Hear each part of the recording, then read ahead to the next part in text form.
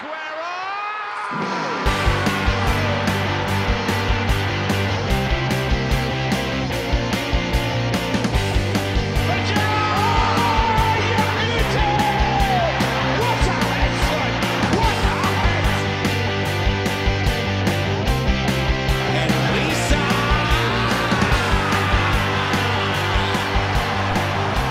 is going on, guys? Jack here, and welcome to For The Fans, the bi-weekly football and football manager podcast with myself, Jack, and my co-host Ben. Today we're going to be talking about the Premier League, giving you guys a Champions League roundup, and giving a bit of a natter all about the Football Manager 2014 beta. Let's get straight into this.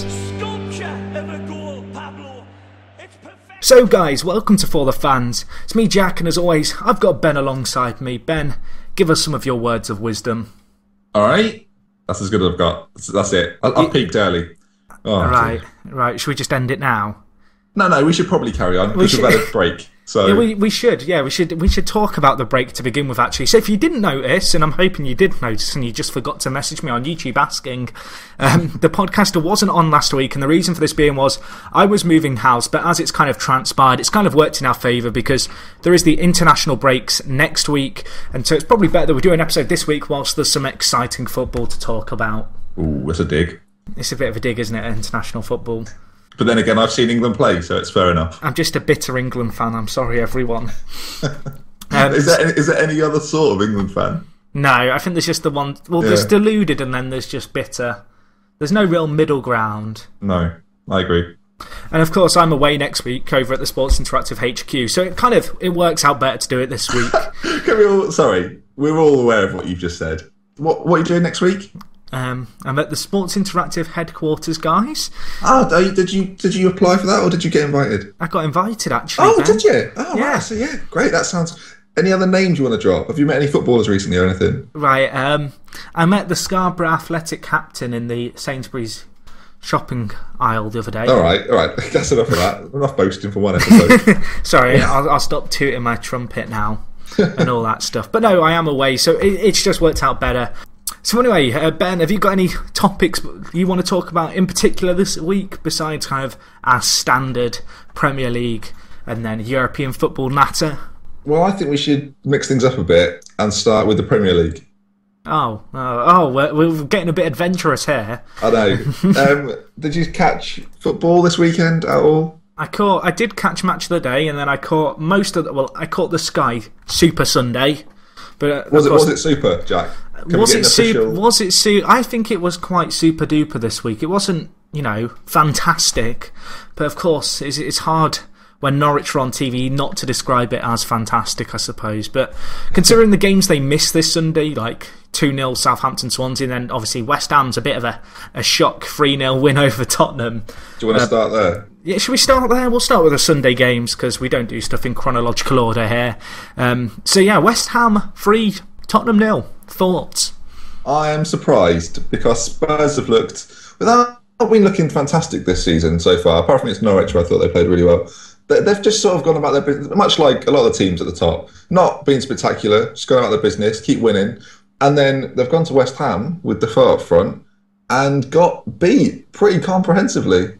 So I don't know what Villas-Boas has changed. I know he's rotated, but he's rotating a squad which isn't a fixed squad yet.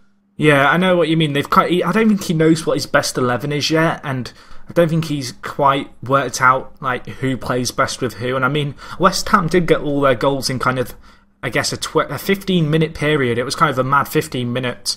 All coming in kind of the last third of the game as well. And I hear, and I've not seen it yet, but apparently Ravel Morrison's goal, which was the third goal, is probably one of the best goals this season. But I've not seen it yet, but apparently it was a quality solo effort. Well, we'll tune in. You will have done to Match of the Day too, and we'll all watch it together. We'll all know. Everyone will know by now whether it was good or not.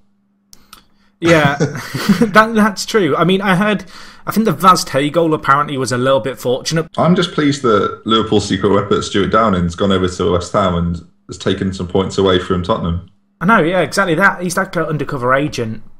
He's been playing crap all this time. It was all part of his master plan. Yeah, there's a few players at Liverpool that have done that. Andy Carroll? He was great. What do you mean? Value for money. So, West Ham 3, Tottenham 0.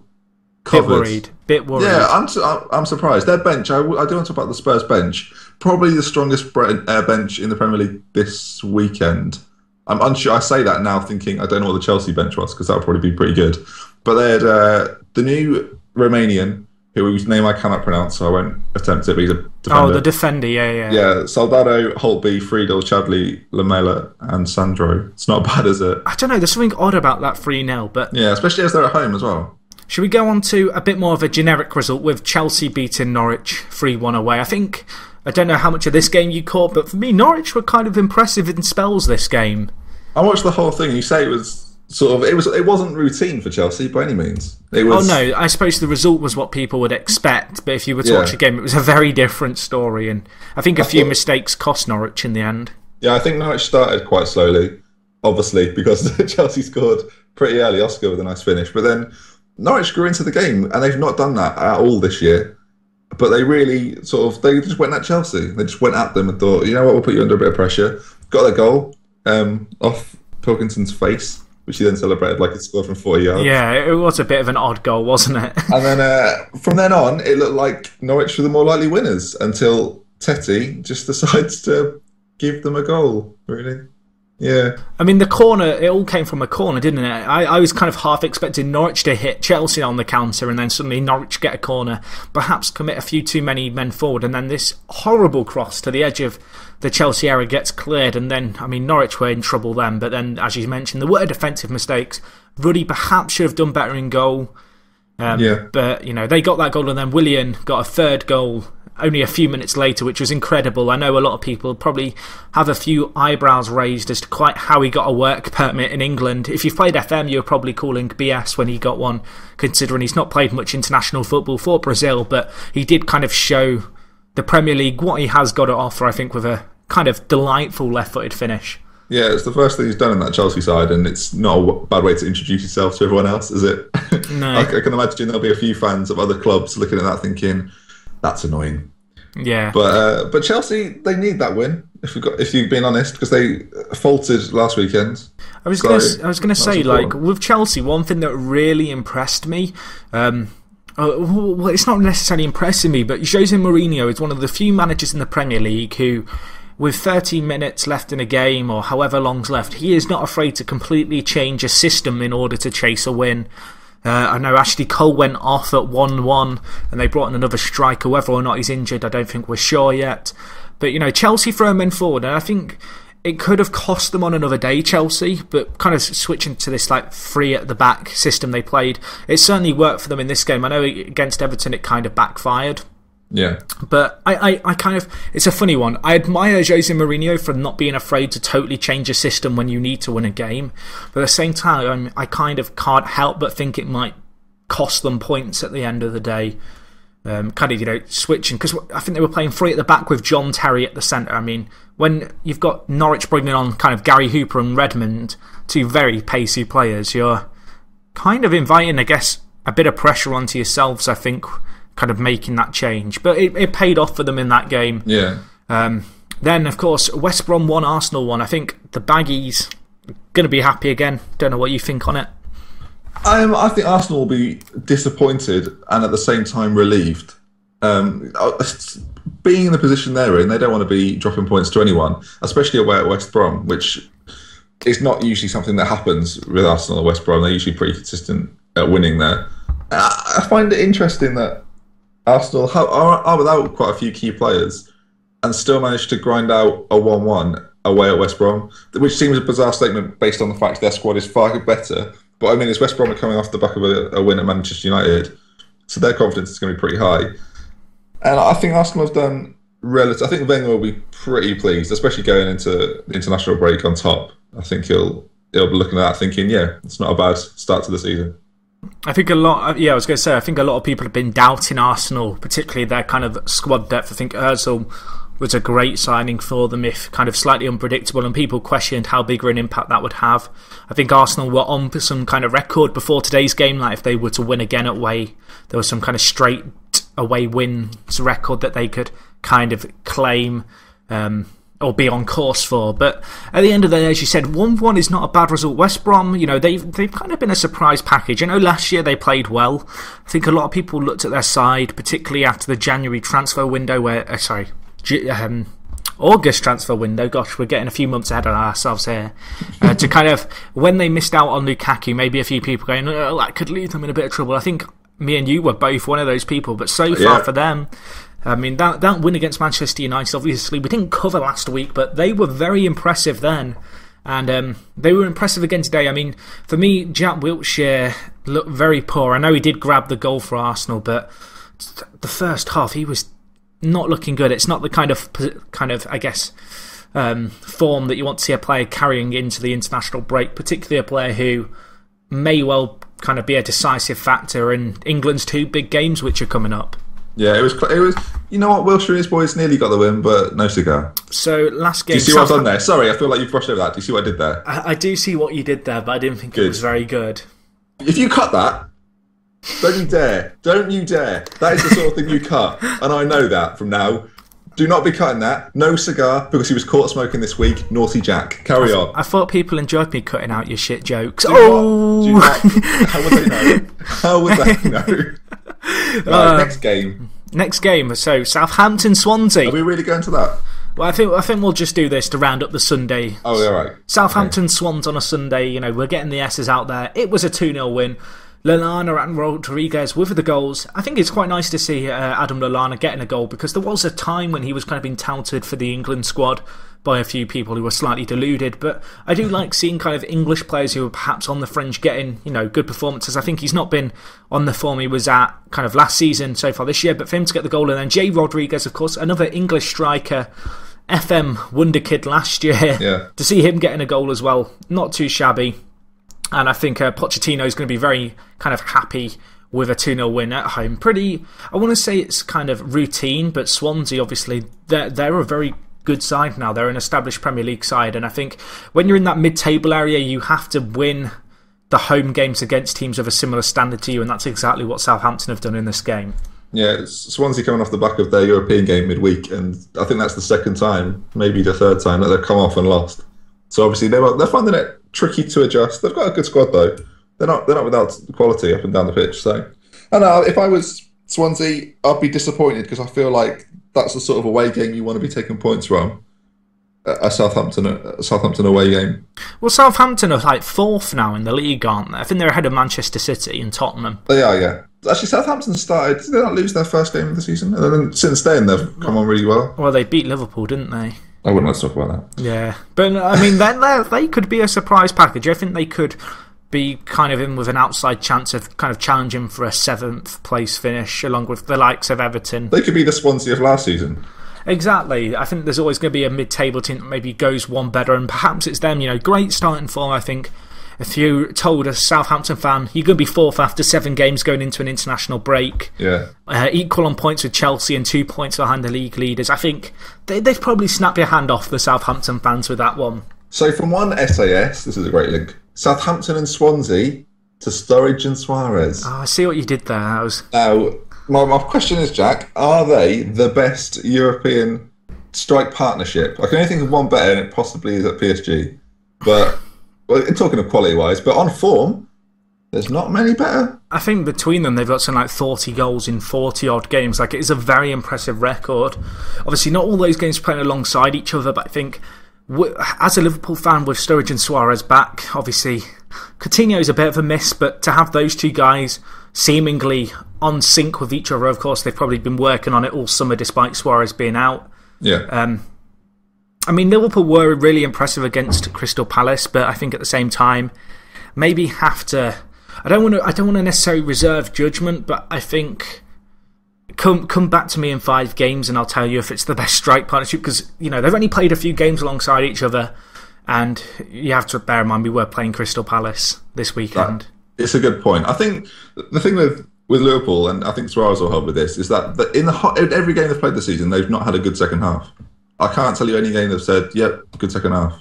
Maybe Villa, because it was just accomplished, and maybe United for the same reason. But apart from that, they have been pretty poor in every second half they've played this season. Yeah, I mean, I don't know. I kind of agree with you.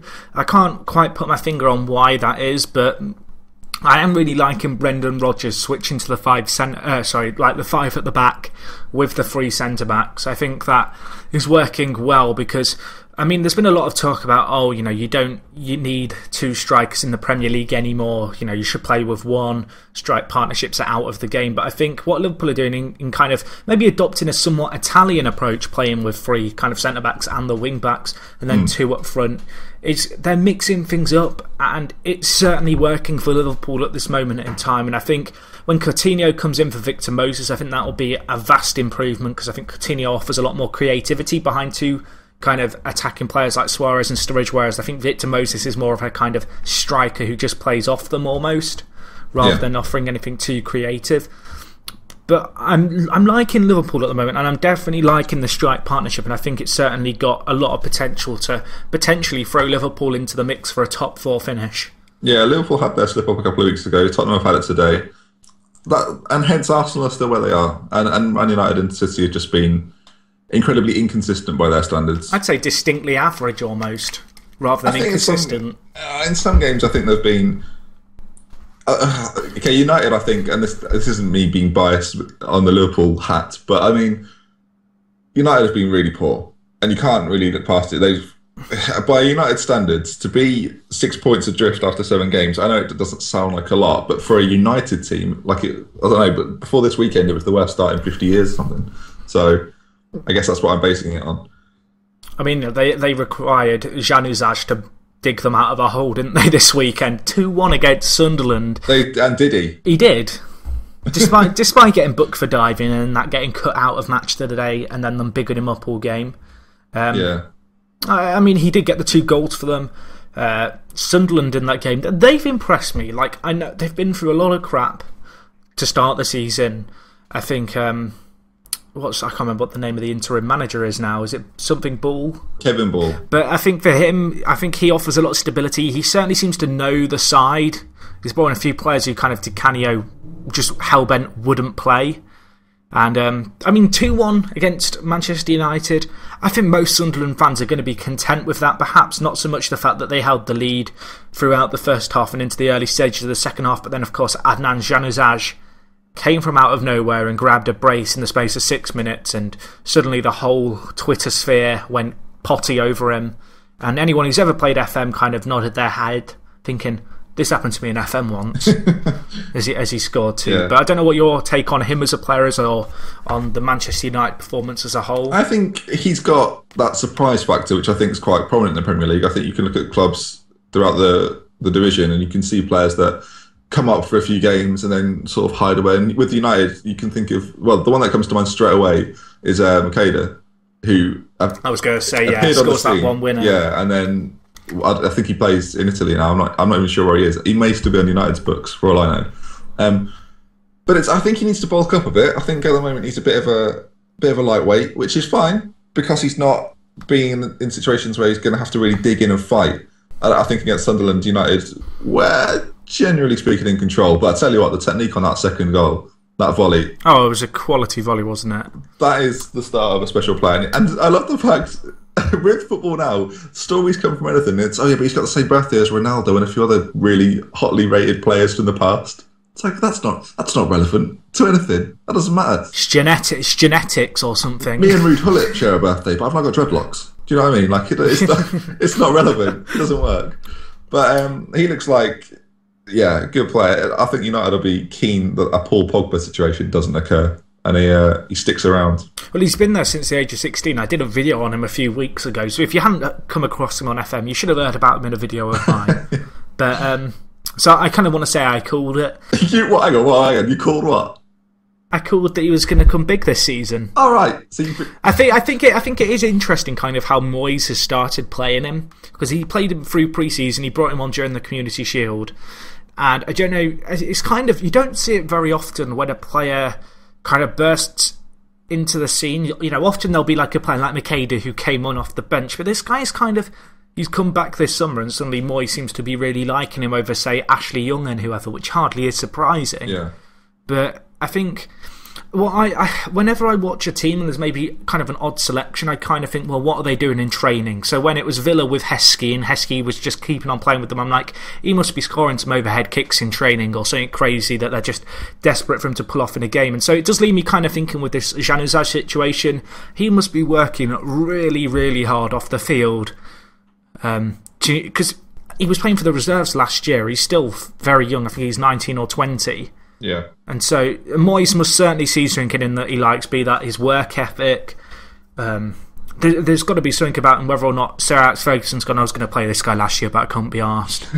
And so, but no, he's come in. But I feel like we're getting a little bit bogged down here. So should we go on to a more exciting subject of Hull and Aston Villa?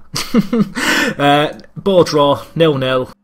Fulham, 1-0. Stoke, perhaps a little bit disappointing considering their start. Martin Jol, potentially job saved. For another week, yeah. For another week. Darren Bent coming big. Not often that you get to say that, but that was another fairly average game. I think there was only 5 shots in that game as well that were on target. But what I found really interesting about this one was not the fact that Darren Bent scored, because it's kind of boring, but the fact that Stoke, immediately after kind of throwing away the lead, they immediately reverted to hoofball tactics.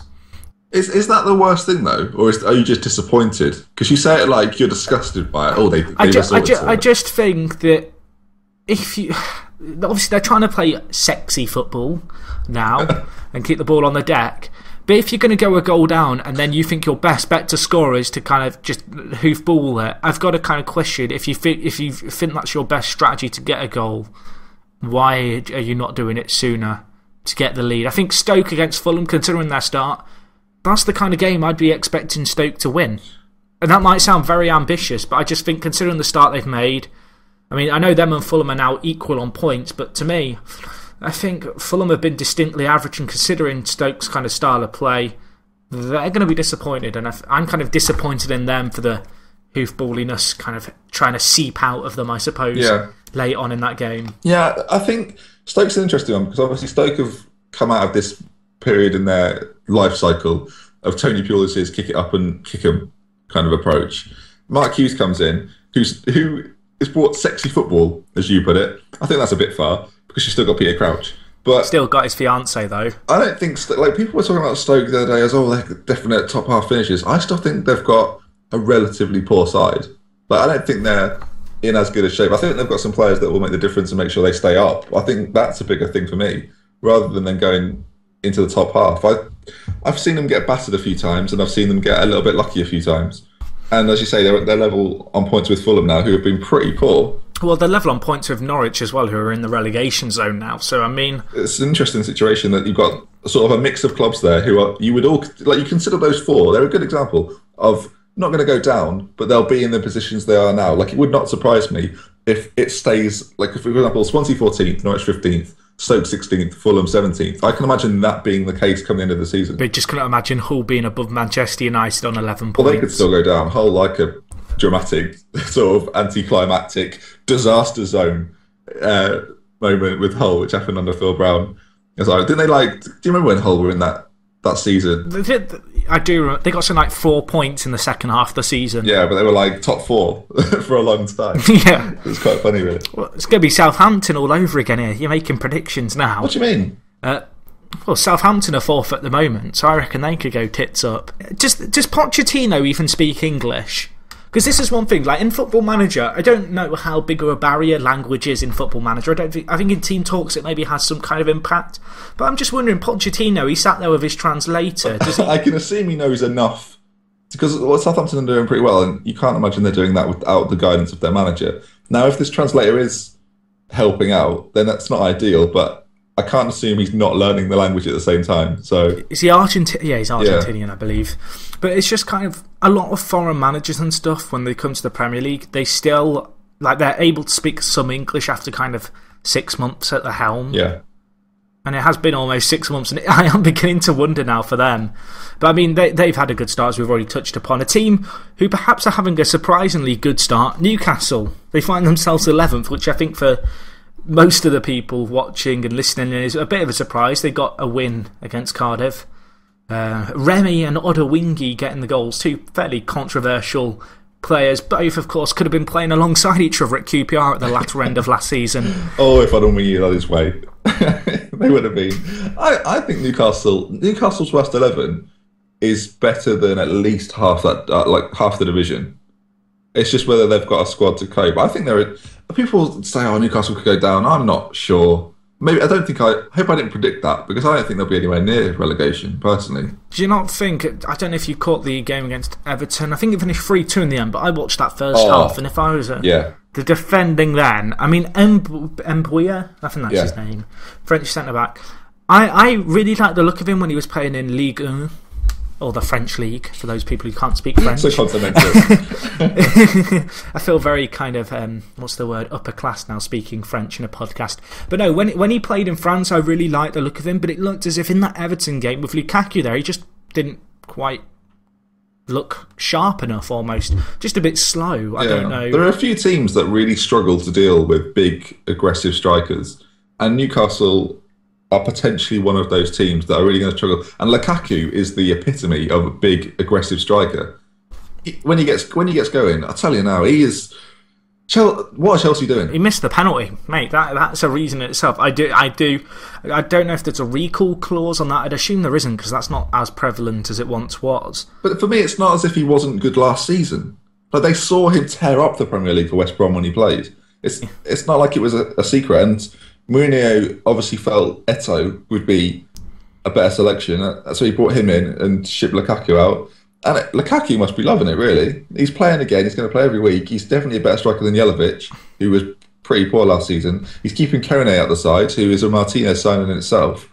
He's very good for his age, and he's one of these Belgians, isn't he? We just talked about the young lad at United, and now we move over to Lukaku, and he's just powerhouse, and he gave Newcastle a torrid time. I was about to say, Andy scored this weekend again for Everton, just in their 3-1 loss against Man City, which I don't know if you got this game. I mean, Man City, I think they'll be happy with the win, but it could have been a little bit more awkward. There's a few controversial non-penalty decisions, and penalty decisions indeed, in that game. But Everton taking a lead again, however, they did lose their unbeaten record. I don't know how surprised you are by Everton's start. I mean, I think a lot of people were kind of sceptical after the first few games where they couldn't stop drawing of kind of the Martinez way of playing, but with the exception of this game against Man City, they've impressed me at the start of this season, as much as it pains me to say that as a Liverpool fan. I think they'll do fine. I don't think... Where are they now? 7th? I think that's... Do you know what? Them and Newcastle are in similar situations, whereas their first 11's pretty good. You know, they're in good shape. And then after that, you look at the bench and you think, have you got game changers on the bench? And a lot of them haven't. And I think that's the case with a lot of teams. But their starting 11, we've just like brushed over Lukaku and what have you. They should be up there. Not top 4, not 5th maybe, but 6th, 7th, 8th, 9th. That is Everton's zone this year. And they, you know, if they have a good season, maybe they can build next year and go again. Because obviously Martinez has got a massive job coming in there, taking over from Moyes. And Everton playing better football than they did under Moyes. But you'd expect that, I guess, from a Martinez side. But he's doing well. I think for Man City, it's probably a good bounce back. But I'm still like a little bit apprehensive because they got beaten badly by Bayern Munich during the week. We'll come on to that a little bit later. But of course, they threw away 3 points against Villa last week. Obviously, they'll be relieved to get the goals again this week and, you know, get back in this game. But there was a very bizarre own goal, and if it hadn't been for that, I know Everton didn't create too much, but I don't know, Man City looked distinctly average to me. I think City are one of these teams that are always going to win games because of the quality they've got, and it's kind of a sign of a team that will finish well as the season progresses because they've just got more than other clubs have. I see it as being literally that simple. Like, you look at Tottenham and you think Tottenham have bought really well, they've got a good team, they've started well, but man for man over the pitch, they're not quite up to City standards. You look at City's like attacking threats that they outdo a lot of the teams in the league. Maybe everyone in the league. I can't think of many people that have got... Maybe Chelsea come close in terms of actual quality. Maybe not performance, because you'd look at performance and you'd say Liverpool and Arsenal are doing pretty well right now. But Aguero, Negredo, Jovetic, Navas, David Silva, you look at those 5 as of name there, they are as good as anyone in this league. Not necessarily the world, but in this league just that they are going to dominate teams going forward. And they look shaky at the back, City. I think Joe Hart's had a rough patch. I think he'll come through it. I don't think it's anything out of the ordinary. I think it's because he's English and because England have got games coming up. The press are like, well, let's just hammer him because we need a story for this weekend. So it's, Roy, are you going to drop the best keeper we've got? We saw John Ruddy today. We've seen Fraser Forster. They're good goalkeepers, but they are not. For me, I still think Hart's in the top. I would have said top 5 before these errors recently, so I'll stick with it. I still think when he plays to the best of his ability, and I'm talking title-winning season form, he's as good as any keeper, arguably, in the world. I think, I don't know, I feel like with Joe Hart, quality player, but I kind of feel like playing for Manchester City has almost been a detriment to him because he hasn't had that many saves to make in games, and he'd make the occasional big save, and he's almost got a little bit, I don't want to say big-headed or cocky, complacent, but a little just complacent and a little bit overconfident, I think.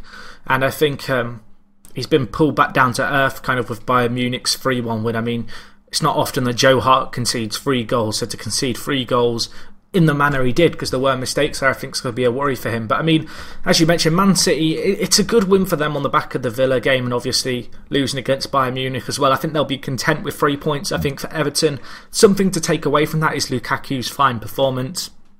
But all in all, I mean, if I look at the Premier League table now, if you're a Liverpool fan, if you're a Southampton fan, if you're an Arsenal fan, if you're a Hull fan even, you're pretty happy with how your team started. And going into this second international break of the season, 7 games in the league table, it's kind of sorting to find a form and a kind of, I guess, a structure. But there's a way to go. But I don't know, I think there's some teams in there that are definitely surprises, and there's teams like Liverpool and Arsenal who I think could potentially really overperform this year just based off the start they've made. Yeah, I can't.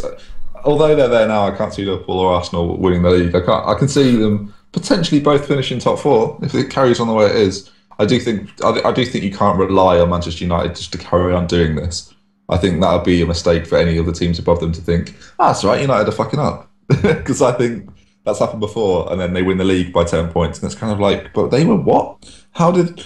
Okay, next season we'll try again. And I think City are probably in the same boat that, we say this like they're 10 points behind. United are 6 points behind. City are a win from going top. Do you know what I mean? It's like, I don't know, mate. I think we get sucked into this media hype of, the title race is wide open. Whereas I think that's true for now. But I think, as you say, next 5 games, you want to assess Sturridge and Suarez. I think that'd be a good time to assess the league table.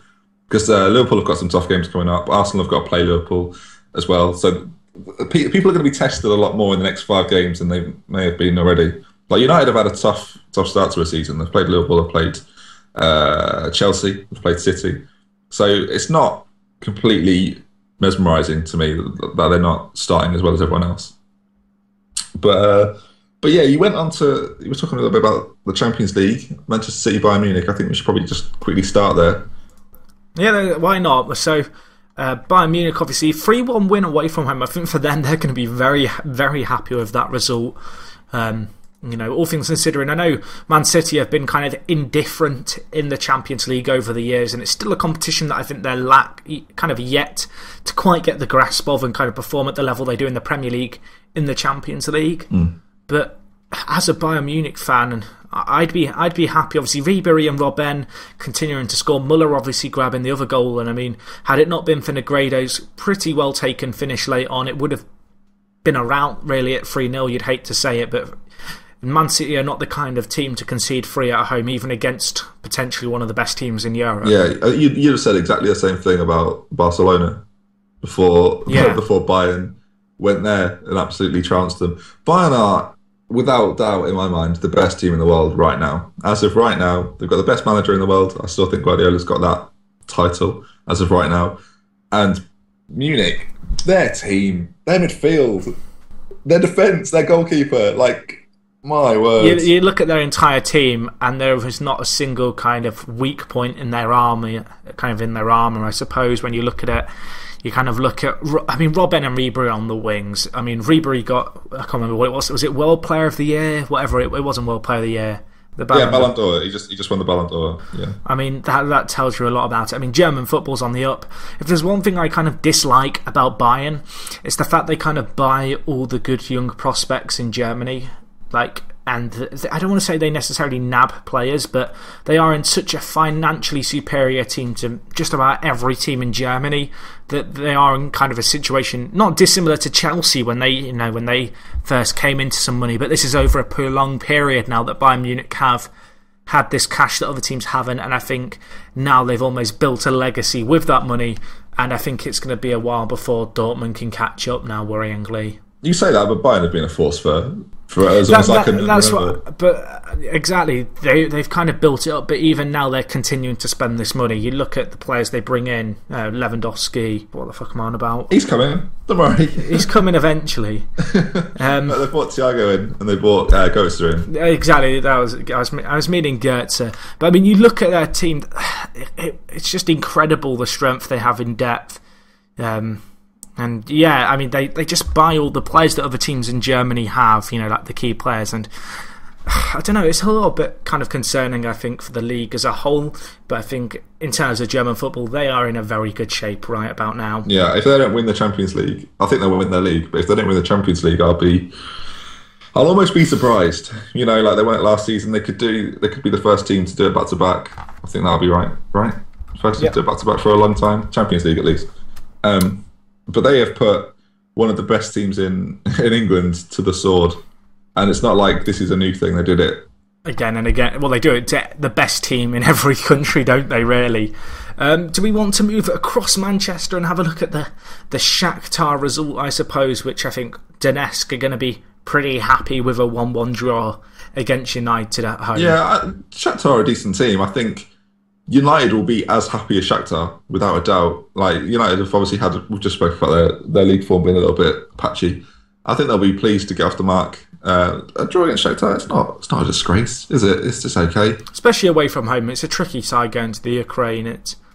I think there's a big home advantage going to a place like Shakhtar. There's always going to be that kind of pressure, I guess, against you, and they have great supporters obviously in Ukraine, and they are a force in Ukraine, and they definitely have that Brazilian flair that perhaps some other teams in Europe could do with, and I think for them I think they're happy with the result. I think United are happy with the result. Obviously they are still the top two teams in Group A, both now on 4 points, and I don't know, both those teams really impressed me in their 2 games so far, and I think they'll certainly be ahead of Leverkusen and Sociedad in that group come the end of the end of, I guess, the group stage. Yeah, that was Wednesday. If we go back to Tuesday, Chelsea 4, Steaua Bucharest 0.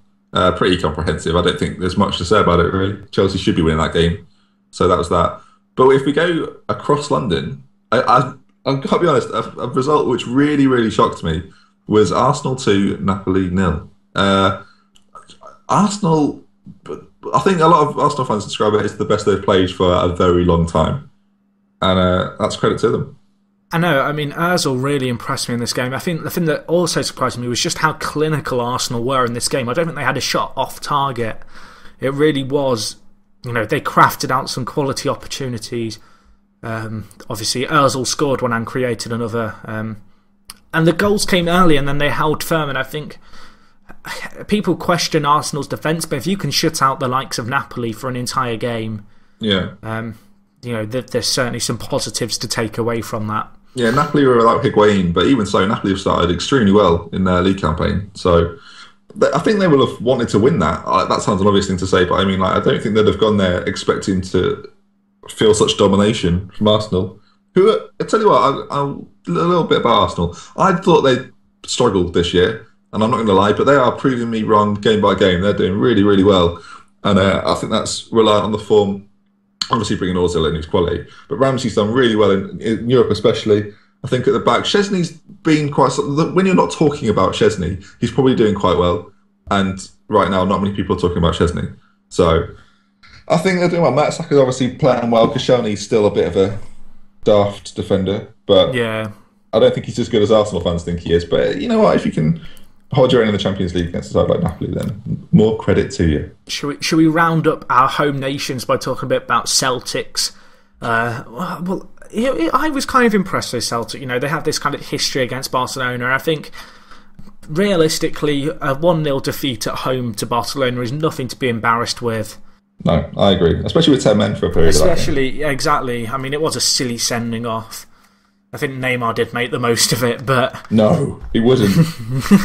I think Barcelona, they were impressive. I mean, unfortunate to concede as late as they did, but I mean, Barcelona, what can you say? They're just a class above Celtic. No disrespect to Celtic, and ultimately that showed. But I think Celtic can certainly take some pride away from that result, because I think a lot of people were kind of expecting them to get absolutely put to the sword in that league. And so far, I mean, a 2-0 defeat away to Milan and a 1-0 defeat at home to Barcelona, I think they're two pretty kind of happy results. And obviously they go to Ajax, who themselves are kind of perhaps one of the kind of underdogs in that league, with a chance of maybe grabbing a few points in their next home tie.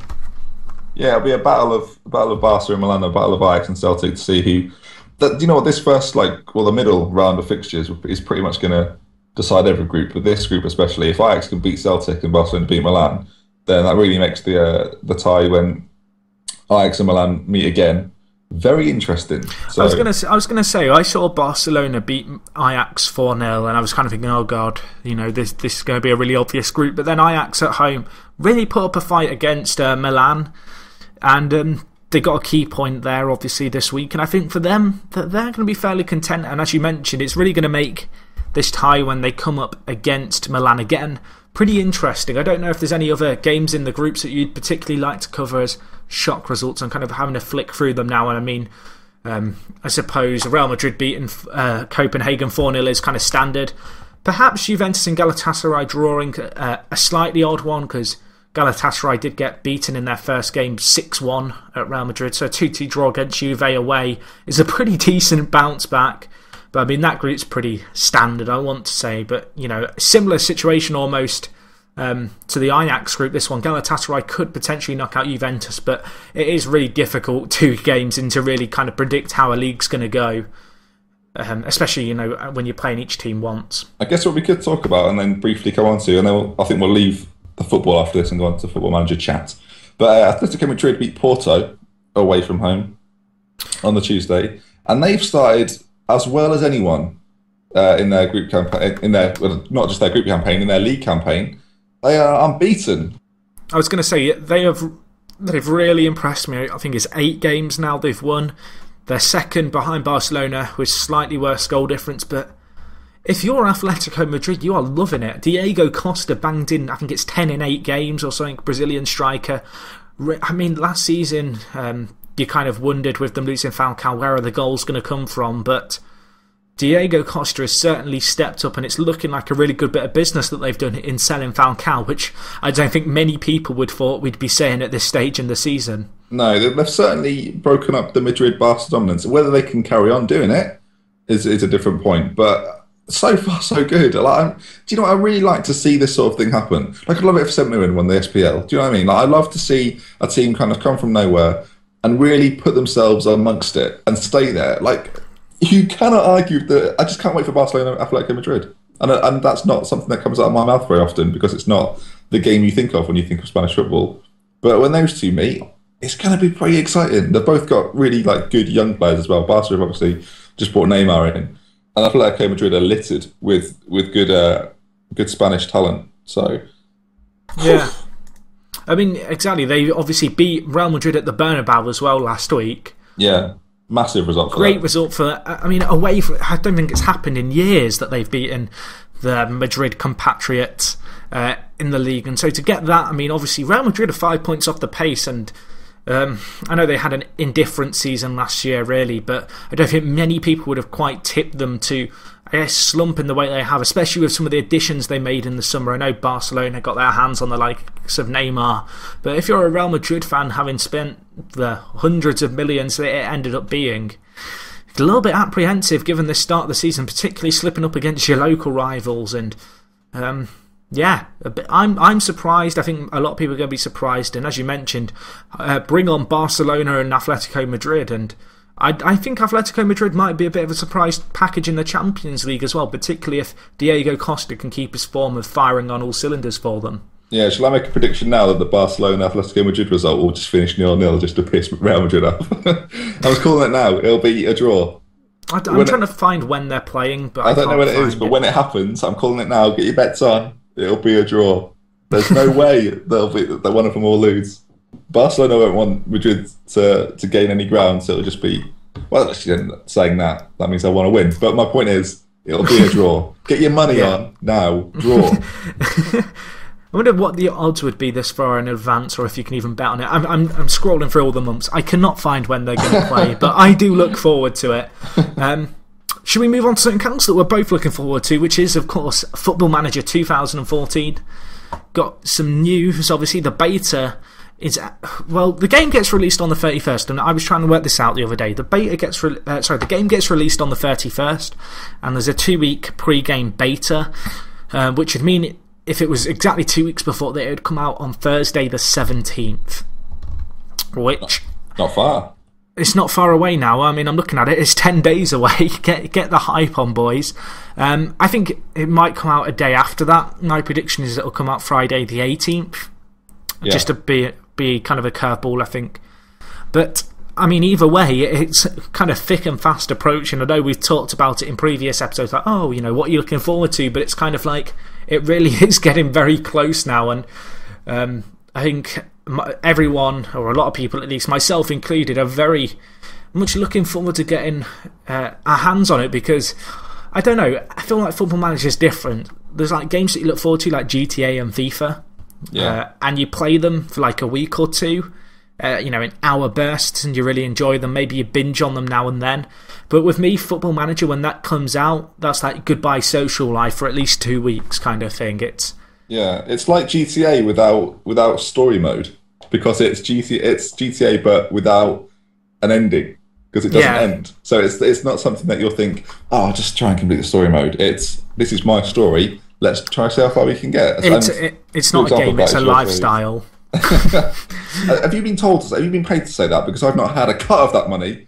So come on. All right, well, fine, fair enough. But I'm really excited. I've been saying for a few weeks that I am so ready for this game. I can't contain myself. It is weird, because I've always looked forward to Football Managers, and I'd follow a little bit of the hype on social media and whatever. But this year, obviously, with my YouTube channel kind of, I guess, bursting, what's the word? Bursting onto the scene? Is that the right word? I don't know. Yeah, it's booming. It's kind of like I'm almost looking even more keenly, because what they release and what they announce directly affects me. And this has been the first year where it's really been... I'm kind of following the progress every day, waiting for these daily updates, even if it's stuff like, we've made a change to the MLS loan system. And I'm like, this is the best feature they've announced yet. But I don't know. There's something about this FM. I know they're saying the 1,000 changes. I think... A lot of people are complaining about the little gimmicky things. As far as I'm concerned, kind of Football Manager, I know people want a new match engine, and we've talked about this before, but for me, just all these little things adding up is going to be huge, and I think it's going to have a bigger bearing than people think on the actual gameplay.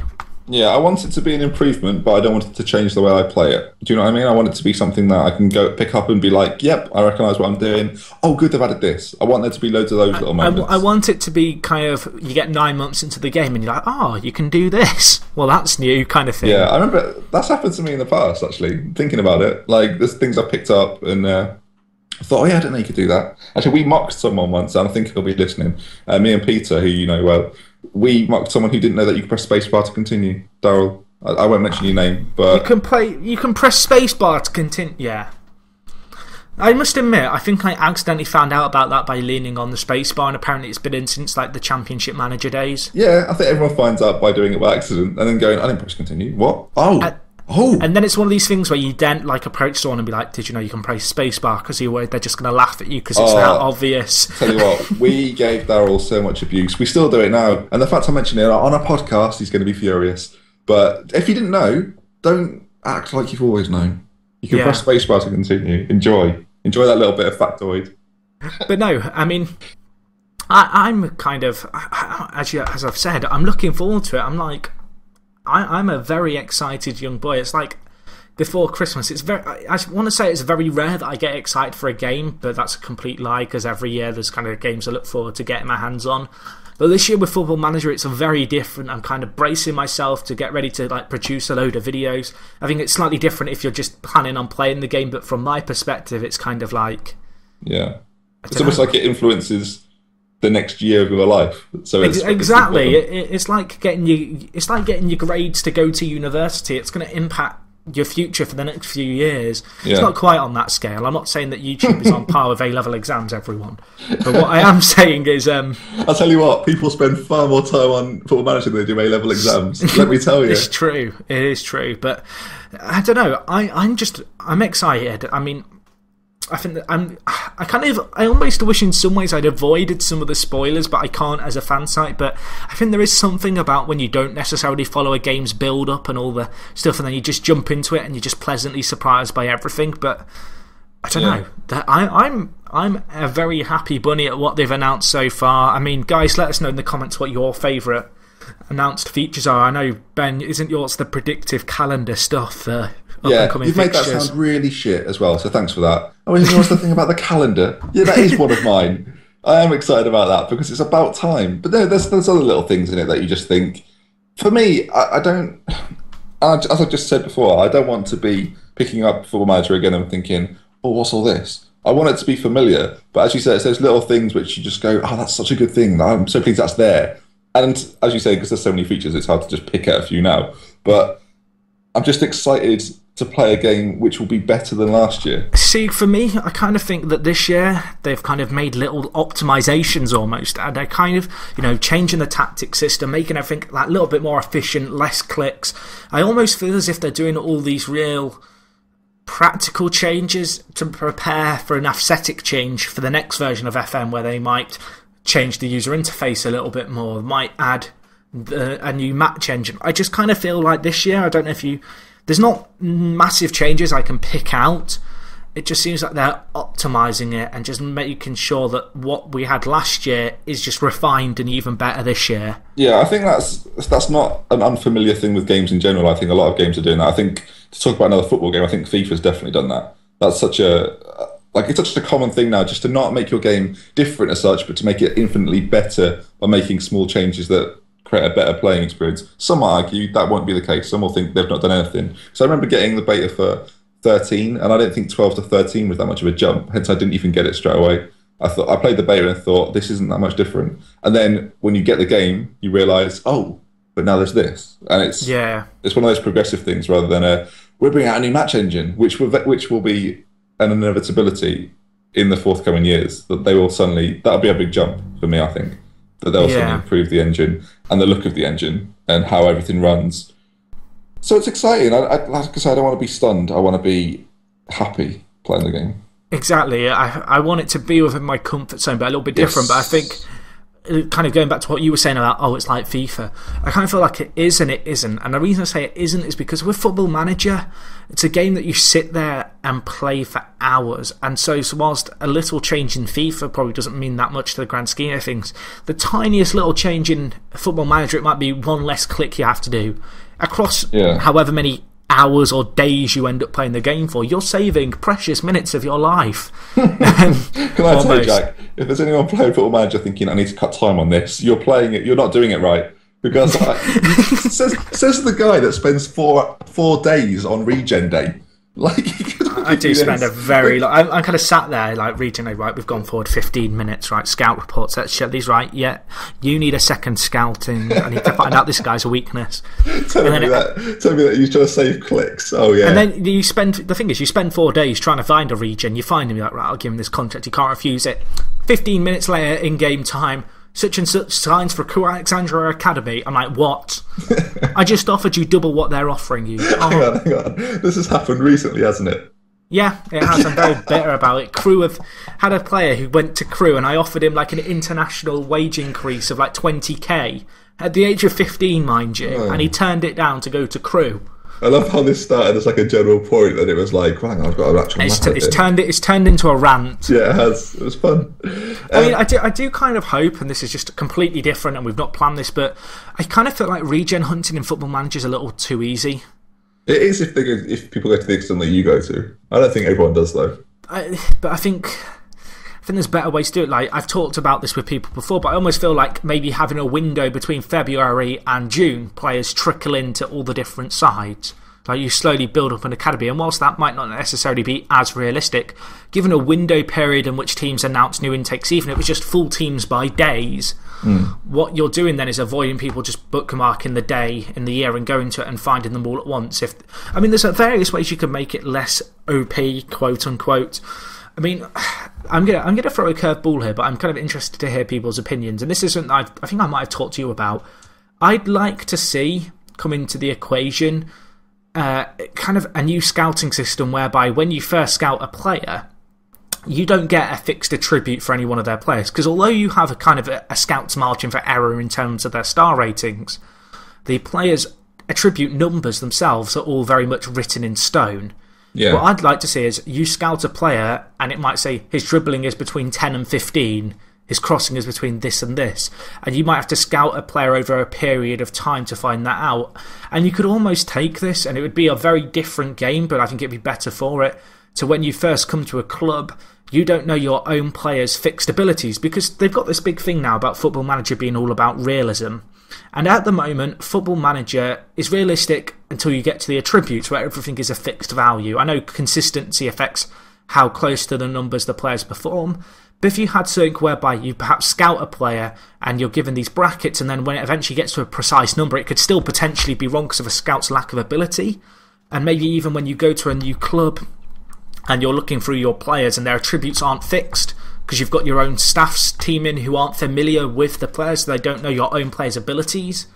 I think that would be better, and that might sound very kind of game-changing, but I think from the perspective of realism and adding a bit more of a challenge to the game, you may be having two players who are similar based on their attribute ranges, but you don't know which is actually better. Because in reality, if you have Ashley Young and Nani, and you're David Moyes, you don't know which one of them is better at crossing to a number, if that makes sense. Yeah, I know what you mean. And I think...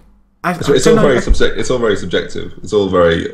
Because at the moment you're saying that you look at a player and you can tell straight away whether he's going to be good or not, whereas you're looking for a situation where you'll take a punt and it actually won't turn out to be worth it because your scout either got it wrong or you didn't scout him enough. I mean, I don't know what you think about that. I think that could be an interesting, even if it was a separate mode, the same way you can turn on and off attribute masking to begin with, maybe another option to add attribute ranges. I just think... Cause it'd be a much more in-depth way of doing it. I think that'd be... The problem people might have is scouting would become tedious almost, and you don't want that. You want scouting to become something of interest. You want to have to look for people. You don't want to have to think, God, I spend enough time playing matches. I don't want to spend over the course of 6 months having to scout someone 4 times just to find out if they're going to be good or not. Do you know what I mean? You don't want it to become too in depth. But obviously, if you want it to be that, there could be an option where you almost make so it wouldn't be. For example, you'd have scouting, and you could have it as sort of strict, being as in you will get, if you scout a player, you will get all his attributes, or you could have it as, I don't know what an alternative would be. Yeah, just maybe a scout, you can send a scout on a slightly longer trip to get more info, or you can scout a player for one day. I just kind of, as someone who's played FM a lot, and I've become accustomed to just going on regen days, being able to find the players, and it's not, I don't want to say it's really samey because it's not, but I mean, a great example is my FC United and Manchester save, where it's now at the stage now where I know that I'm going to finish top 4 every year if I was just to do the same thing on regen day every day, because I know there'll always be a constant stream of players coming in. And I just think if you were to add something which is very dramatic, and I can't see them adding it because I think it would be a big risk, but I think the Football Manager is going for this whole thing of realism. And I think the fixed attribute thing is one major factor that holds the game back from being quote-unquote realistic. Because you just look at the removal of sliders. I think it's getting to a stage now where... Get on that, bloody hell. No, but I just kind of think they're removing they've removed some core gameplay mechanics for the sake of realism. And I do almost wonder how long attribute ratings written in stone will remain if they truly want to go realistic. Because you look at Football Manager now, and if I was to tell you what is the main thing that makes Football Manager not realistic compared to actual football, and I think people would by and large agree, it's simply the way that players' abilities are portrayed and the way that you can just see a player's stats. I mean, I probably appreciate for you this is something you've never ever even considered because it's just something that popped into my head a few weeks ago. But I don't know. I just think that could be an interesting kind of mechanic change. And I'd be interested to get some opinions on it down in the description. But I think for FM veterans and people who've perhaps played the game enough, it would be a change for the better. Yeah, I think from my perspective on that is while that would work, I think you need to factor in that it may well become form based, because you could have a player who's playing very well and then, because that's what I find frustrating, is that when you've got a player who's evidently quite good but is playing really badly and his finishing won't move. And for me, it should your attribute should almost be form based, which would probably be quite hard to deal with, like to program even. But if it was more form based, that would kind of be what you're on about. Exactly, you'd look at a player's form. You'd look at because consistency affects how well a player performs to his attributes. But if you have a range and you're like, well, this player's finishing might be between 18 and 14, and he's not scoring, and I've got someone else whose ratings between 13 and 16, and he is scoring, I think you're more likely to pick him. And I think most kind of gameplay aspects, and I mean in real life here, I think a manager would be more likely to go with the player who's perhaps not quite as good but is finishing. Yeah, I think it's interesting. Like, you don't know how it would affect down the leagues. I think, do you know what? Chat, ask Miles when you see him pretty soon. You can put this to him. You can say, I don't know. I just you should ask him though. I think you should ask him. I do think it would genuinely be an interesting gameplay change. I mean, I said ask if you've got any opinions on it down below. It's just one of these things which I was sat there thinking. I was thinking about how they're harping on about realism and how the most unrealistic thing is attributes. And whilst that is a core element of the game, which if you change, you're really risking it. I'd be certainly interested to see how the game would change as a result, because I think it would make stuff like regen hunting and poaching a lot more kind of difficult, and it would also mean, as you mentioned, that form comes a lot more into it, and I think that would be even more so potentially in the lower leagues, which I think would be a better thing, because you get players who suddenly hit form in the lower leagues. It may make promotion a lot easier, but that's not necessarily unrealistic. You look at teams that have gone from League One to the Premiership pretty quickly. You could base that on form and their morale at the time. So, you know, it might be a smart way of doing it, because you find situations where you come up with a team which is nowhere near as good as the division suggests it should be. But I guess you're suggesting that your form would then influence that and make things... It would influence your decisions as a manager. Yeah. Which I think at the moment it probably doesn't do as much. Yeah, I mean, you look at your players who have scored more and you try and play them more, but if you know a player's fundamentally better... Yeah. And I think from the perspective of comparing two players, it would mean that the decision is no longer quite as black and white. Yeah, which I think is a lot more realistic. I think I'm genuinely interested to see what people think, whether they think it would add realism or make things a lot more difficult. Because I think it's either or. Either you're going to think it's going to really improve the way the game plays, or you're going to think I haven't got time to do that. I should be working for Sports Interactive with these ideas. Like I say, leave some business cards around the offices of Sports Interactive. They'll just find them. Well, from what was a rant about Crewe Alexandria to a very interesting potential gameplay complete U-turn for Football Manager, that was a fairly productive discussion by our standards. It was almost professional. Almost, not quite. It's getting there. Have we got? Do we want to move on? I think we need to move on. We've chatted about Football Manager 2014. Crewe Alexandria being the king of regen poaching. Let it go. Mate, I'm bitter. Okay. I think we're pretty close to wrapping there. I think we are close to wrapping things up. So I'll finish where we kicked off by just making a bold prediction. Football Manager 2014, 17th of October. Get your eyes on Steam that day. That's when it's coming out. I think you should mention, if you want to buy it, where they can buy it. Yeah, if you want to buy, and I mentioned this in another video, there's a link down in the description to g2a.com. If you use my referral link, you'll get the game for £25. You just have to go to the top, search game, Football Manager 2014. I think it's €29 or just under, and then in England that equates to £24.50. So it's probably the best price I've seen it for, and don't think there's any better prices online anywhere to get it for that cheap. So highly recommend you guys check that out. I can endorse it because I did it yesterday, so get on it. Yep. So it's got Ben's seal of approval. What more do you want?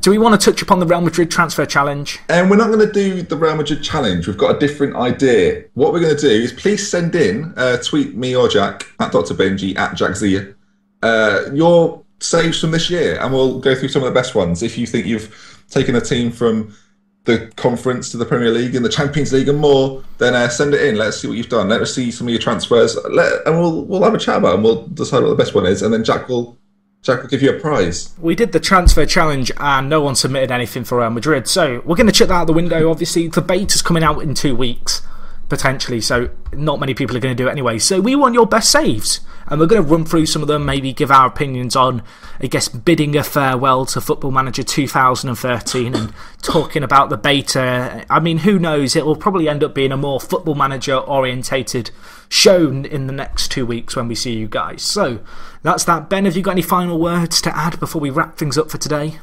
Is this an outro, or is this have I got any more points? I don't know. It's both. We'll just run with it. It's me, Ben, and I'm out. No, okay. I think Ben's decided that's the end, guys. Thank you so much for watching. If you did, as always, be sure to smash the like button. If you're watching on the go and you've got to this point, which I'm not sure how you're going to do, and you want to watch the podcast or listen to it again, there is a download link down below. We probably should have said that at the start, but we'll blow over it. Nothing happened.